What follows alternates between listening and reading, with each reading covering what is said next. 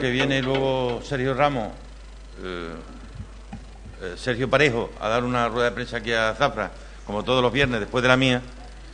A ver si puede irnos dando alguna explicación sobre la noticia que viene en agrodigital.com, en el sentido de que España corre el riesgo de perder 92 millones de euros de los fondos FEADER, destinados a desarrollo rural en las comunidades de Baleares, Murcia, Extremadura, Valencia, Madrid y Canarias, por pésima ejecución del presupuesto.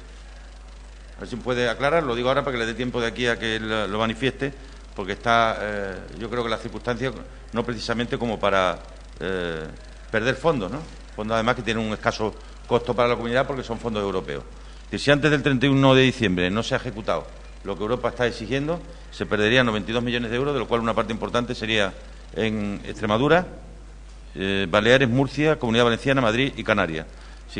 Ampliación de la noticia agrodigital.com.